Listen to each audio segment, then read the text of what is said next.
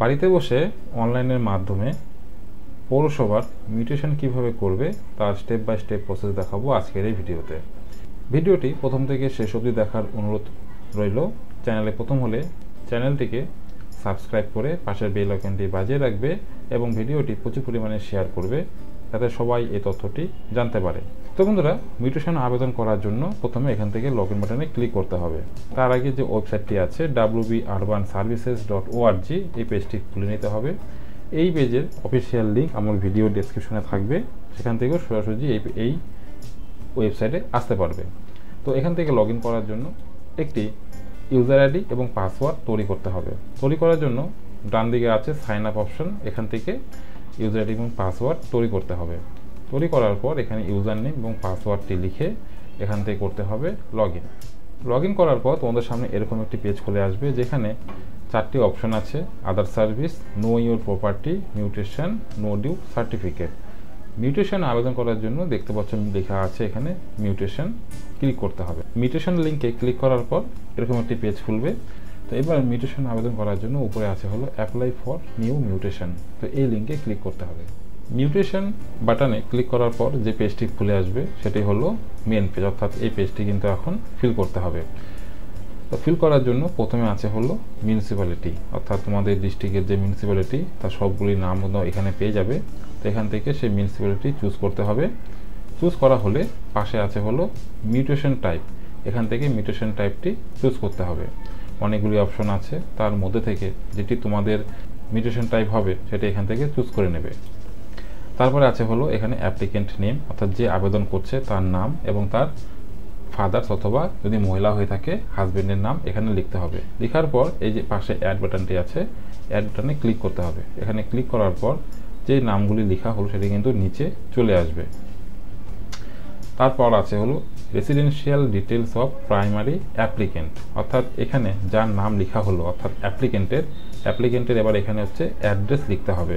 Village, post office, police station, district, state, pincode লিখতে হবে।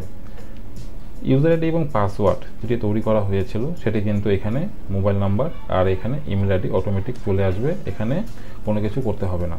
তারপরে আছে হলো অ্যাপ্লিকেন্টের driving licence, voter card, passport, Aadhaar card. তো আধার কার্ড এখন একটি কমন ডকুমেন্ট, তো এখান থেকে আধার কার্ড চুজ করে নিয়ে অ্যাপ্লিকেন্টের আধার কার্ডটি এখানে আপলোড করতে হবে। সেটি কিন্তু 2 MBর মধ্যে পিডিএফে অথবা জেপিইজিতে আপলোড করতে হবে। পেজটিকে একটু উপর দিকে তুললে তারপর আছে হলো holding details of the property under mutation, অর্থাৎ এবার যেই প্রপার্টিটি মিউটেশন হবে সেই প্রপার্টির ডিটেলস এখানে ফিল করতে হবে। অর্থাৎ এখান থেকে ডিস্ট্রিক্ট এবং স্টেট অটোমেটিক চলে আসবে, এখানে কিছু করতে হবে না। তারপরে আছে হলো এখানে ওয়ার্ড নাম্বার, অর্থাৎ যেই ওয়ার্ডের সেই জমিটি আছে আর কি, সেই ওয়ার্ডের সংখ্যাটি এখানে লিখতে হবে। যেমন আমি এখানে একটি ওয়ার্ড লিখে নিচ্ছি। যখনই তোমরা ওয়ার্ড লিখবে, ওয়ার্ড লেখার পরে কিন্তু দেখবে নিচে একটি লিস্ট খুলে আসবে। তো তোমরা সবসময় কিন্তু এই যে নিচে যে লিস্টটি খুলবে সেখান থেকেই ওয়ার্ডটি চুজ করবে। এরপরে আছে হলো রোড নেম হচ্ছে বিক্রেতার যে পৌরসভার যে চালান কাটা হয় বা পৌরসভার ট্যাক্স যে পেমেন্ট করা হয় সেই পেমেন্টের মধ্যে রোড নেম লেখা থাকে, তো সেখান থেকে সেই রোড নেমটি লিখে দিতে হবে। লেখার পরে এখান থেকে হোল্ডিং নাম্বারটি লিখতে হবে, অর্থাৎ বিক্রেতার যে হোল্ডিং নাম্বার সেই হোল্ডিং নাম্বারটি এখানে লিখতে লাগবে। ওয়ার্ড এবং রোড নাম লেখার পরে এখানে চলে আসবে হোল্ডিং নাম্বার হচ্ছে বন্ধুরা বিক্রেতার যে হোল্ডিং নাম্বার আছে সেই হোল্ডিং নাম্বারটি যখন এখানে লিখবে, লেখার পর দেখতে পারবে নিচে সেম একটি লিস্ট খুলে আসবে যেখানে হোল্ডিং নাম্বার এবং বিক্রেতার যে নাম সে নাম কিন্তু এখানে শো করবে।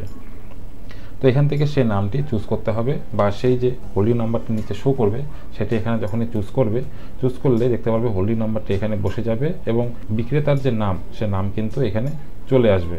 এরপরে আছে হলো holding type of group, holding type যে গ্রুপ সেই গ্রুপটি চুজ করতে হবে। এখানে জেনারেল হবে। তারপরে আছে হলো ক্লাসিফিকেশন অফ হোল্ডিং, যে এই যে হোল্ডিং নাম্বারটি এটি কী ধরনের অর্থাৎ ক্লাসিফিকেশন। তো এইটা যদি তোমাদের কমার্শিয়াল, ডোমেস্টিক না গভর্নমেন্ট, তো আমি এখানে আদার্স করে দিচ্ছি। তারপরে সেই জমিটি কী হিসাবে আছে অর্থাৎ ল্যান্ড টাইপ, তো আমার ক্ষেত্রে এটি বাস্তু হবে তাই এখানে বাস্তু করে দিচ্ছি। আর এখানে প্রাইমারি হোল্ডিং ইএস আছে, এটি ইএসই থাকবে, তো এখান থেকে তারপরে করে দেবো অ্যাড করার পর দেখতে পাচ্ছ টোটাল লিস্টটি অর্থাৎ উপরে আমি যে জিনিসটি ফিল করলাম সেটি কিন্তু নিচে অটোমেটিক চলে আসবে। এবার পেজটি একটু উপর দিকে তুললে আছে হলো floor details of all the properties under mutation. তো এই পেজটি কিন্তু আমাদের ফিল করতে লাগছে না। এটি হলো যদি কোনো ফ্ল্যাট মিউটেশন হয় তবে সেই ক্ষেত্রে এটি ফিল করতে হবে। তো আমার ক্ষেত্রে একটি ফাঁকা জমির মিউটেশন হবে, তার জন্য এই ঘরটি ফিল করতে লাগছে না। তারপর পেজটিকে আরেকটু উপর দিকে তুলব। একটু উপর দিকে তোলার পর আদার ডিটেলস, এটিও ফিল করতে লাগছে না। তারপরে আছে হলো ব্লক, মৌজা ওয়াইজ প্লট, খতিয়ান অ্যান্ড ল্যান্ড এরিয়া ডিটেলস, এটি কিন্তু ফিল করতে হবে। তো এই তথ্যটি তোমরা কোথায় পাবে? এটি তোমাদের যে রেজিস্টার দলিলটি আছে সেই দলিলের মধ্যেই কিন্তু একটা পেজ থাকে, যেখানে দ্বিতীয় পেজ অথবা তোমাদের ক্ষেত্রে তৃতীয় পেজে সে তথ্যটি থাকবে, যেখানে জেলা, থানা, মৌজা এবং জেএল নাম্বার, খতিয়ান নাম্বার, RS LR, দাগ নম্বর RS LR সব কিন্তু এখানে লেখা থাকবে। তো এখান থেকে সে তথ্যটি দেখে দেখে আমাদের এই ঘরে ফিল করতে হবে। তো এখানে কি বলছে, BLLRO, অর্থাৎ আমার যেহেতু জলপাইগুড়ি সদর এটা, তো সেই ক্ষেত্রে আমি এখান থেকে সদর নিয়ে নিতে হবে। তারপর এখান থেকে মৌজা, মৌজা হচ্ছে সদরের আন্ডারে যতগুলো মৌজা হয় সবগুলো কিন্তু এখানে শো করবে। তো তোমাদের এখানে যেই BLRO হবে তার এগেনস্টে যতগুলি মৌজা আছে এখান থেকে শো করবে। তো এখান থেকে সেই মৌজাটি চুজ করে নিতে হবে। তার পাশে আছে হলো জেএল নাম্বার, তো এখানে জেএল নাম্বার দিয়ে দেবে। তারপর আছে হলো খতিয়ান, তোমাদেরকে যে দলিলটি দেখালাম সেখানে কিন্তু LR এবং RS খতিয়ানের তথ্য আছে, এখানে ফিল করতে হবে। ফিল করার পর পাশে যে প্লাস আইকনটি আছে এখানে ক্লিক করতে হবে। আবার প্লটের ক্ষেত্রেও LR প্লট এবং RS প্লট এই দুটো কিন্তু লিখতে হবে, ওই দলিলের মধ্যে সব তোমরা পেয়ে যাবে। তারপর এখান থেকে প্লাস বাটনে ক্লিক করতে হবে। তারপর তোমাদের জমির যে এরিয়া, অর্থাৎ ডেসিমল, কাঠা, ছটাক, স্কোয়ার ফিট, তো যে কোনো একটির মধ্যে সেটি লিখে পাশে যে অ্যাড বাটনটি আছে এখানে ক্লিক করতে হবে। তো বন্ধুরা, অ্যাড বাটনে ক্লিক করা মাত্রই কিন্তু দেখতে পাচ্ছ সমস্ত তথ্যগুলি কিন্তু নিচে চলে এসেছে। সব কিছু লেখা হয়ে গেলে পেজটিকে একটু উপর দিকে তুললে এখানে একটি অপশন আছে, whether the present holdings অ্যাসেসেস or not. অর্থাৎ বন্ধুরা, বিক্রেতা যে জমিটি আছে সেটি কি মূল্যায়ন করা আছে? তো আমাদের যে বিক্রেতার জমিটি মূল্যায়ন করা আছে, সেক্ষেত্রে এখানে ইয়েস অটোমেটিক থাকবে এবং বিক্রেতার নাম কিন্তু এখানে চলে আসবে। আর তার পাশে আছে হলো name of the present land building properties owner, অর্থাৎ প্রেজেন্ট ক্রেতা অর্থাৎ যিনি জমিটি কিনেছে তার নাম এখানে লিখতে হবে। আর তারপর আছে হলো postal address of the primary present land building property owner, অর্থাৎ বর্তমানে যার নাম এখানে লিখলে তার অ্যাড্রেসটি এখানে ফিল করতে হবে। আর তারপরে আছে হলো upload scan copy of property tax payment receipt. তো বিক্রেতার যে প্রপার্টি রিসিপ্ট কপিটি আছে, অর্থাৎ পৌরসভা ট্যাক্সের যে কাগজটি আছে সেই কাগজটি কিন্তু এখানে আপলোড করতে হবে। ঠিক আছে। তারপর পেজটিকে একটু উপর দিকে তুললে এখানে একটি অপশন আছে নেম অফ দ্য ট্রান্সফারার অথবা ভেন্ডার, অর্থাৎ জমিটির বিক্রেতার নামটি আবার আমাদেরকে এখানে লিখতে হবে। আর এখানে আছে হলো state quarter up to which the property tax paid, অর্থাৎ বিক্রেতা কত সাল অবধি তার পৌরসভা ট্যাক্সের যে পেমেন্ট বা অ্যামাউন্টটি পেমেন্ট করেছে। তো আমার ক্ষেত্রে 24-25 যে নতুন বছরের যে ট্যাক্স সেটি তিনি পেমেন্ট করে দিয়েছেন, তো সেই ক্ষেত্রে এখানে লিখে দিতে হবে 2024-2025। তো 24-25 অবধি পেমেন্ট করে দিয়েছে, তাই এখানে আমি লিখে দিলাম 24-25। তো পেজটিকে একটু উপর দিকে উঠালে আরেকটি অপশন আছে did details of property under mutation. তো যে জমিটির বিক্রি হয়েছে সেই ডিডের এখন তথ্য এখানে ফিল করতে হবে, অর্থাৎ যেহেতু ওটা সেল ডিড ছিল তাই এখান থেকে আমি সেল ডিড নিয়ে নিচ্ছি। তোমাদের ক্ষেত্রে গিফট, লিজ যেটি হবে এখান থেকে নিয়ে নেবে, তাই আমি এখান থেকে সেল ডিড নিয়ে নিচ্ছি। তারপরে আছে হলো ডিড নাম্বার। ডিড নাম্বার তোমরা কোথায় পাবে? ডিডের একদম উপর দিকে এই যে এখানে দেখো লেখা আছে আই দিয়ে, এটি হচ্ছে ডিড নাম্বার। ঠিক আছে। আর এটি হলো কোন সালে ডিডটি রেজিস্ট্রেশন হয়েছে, তো সেই সাল হচ্ছে এটি, আর এখানে যে সংখ্যাটি আছে এটি হলো ডিড নাম্বার। সেই ডিড নাম্বারটি এখানে লিখতে হবে। লেখার পর কয় তারিখে সেই জমিটি রেজিস্ট্রি হয়েছে তার ডেট এখানে লিখতে হবে, আর কোন রেজিস্ট্রি অফিসের থেকে সেই জমিটি রেজিস্ট্রি হয়েছে সেটি তোমাদেরকে এখানে চুজ করতে হবে। তো সমস্ত তথ্য কিন্তু তোমরা সেই দলিলের মধ্যে পেয়ে যাবে। তারপরে আছে হলো ভ্যালু অফ দ্য প্রপার্টি, অর্থাৎ জমিটি কত টাকাতে কেনা হয়েছে, অর্থাৎ মার্কেট ভ্যালু। তো মার্কেট ভ্যালু জমির মধ্যে মার্কেট ভ্যালু যে দলিলটি আছে সেই দলিলের মধ্যে উল্লেখ আছে, তো এখান থেকে এটি লিখতে হবে। লেখার পর করতে হবে প্লাস বাটনে টিপ, অর্থাৎ সমস্ত তথ্যটি অ্যাড করতে হবে।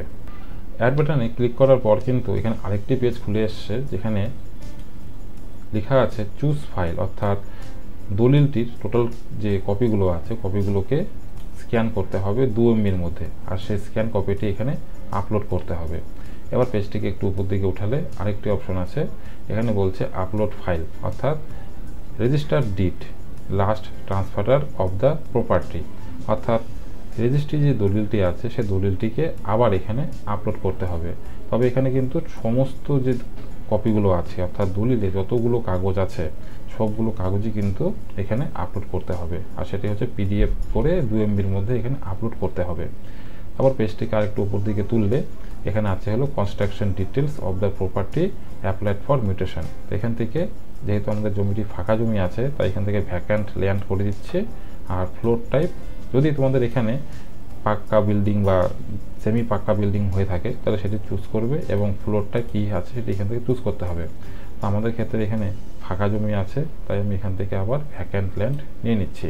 এরপরে যে অপশনটি আছে এটি আমাদের কোনো প্রয়োজনে আসছে না, তার জন্য আমি এখান থেকে এটিকে নো করে দিচ্ছি।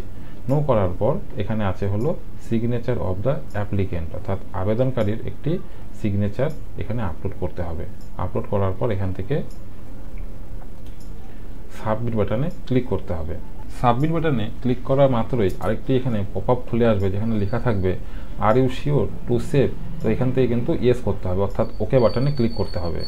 ওকে বাটনে ক্লিক করা মাত্রই কিন্তু ফাইলটি সাকসেসফুলভাবে সাবমিট হয়ে যাবে। দেখো উপরে লেখা চলে এসছে success, your application has been submitted successfully with application number. তো আবেদন করার পর কিন্তু একটি অ্যাপ্লিকেশন নাম্বার জেনারেট হবে, এখানে সেই নাম্বারটি শো করবে এবং কয় তারিখে সাবমিট হলো সেটি কিন্তু এখানে শো করবে। তো এটি করার পর তোমরা এখান থেকে করে দেবে ওকে। ওকে করার পর তোমরা কিন্তু একটি এরকম অ্যাকনোলেজমেন্ট রিসিপ্ট পেয়ে যাবে।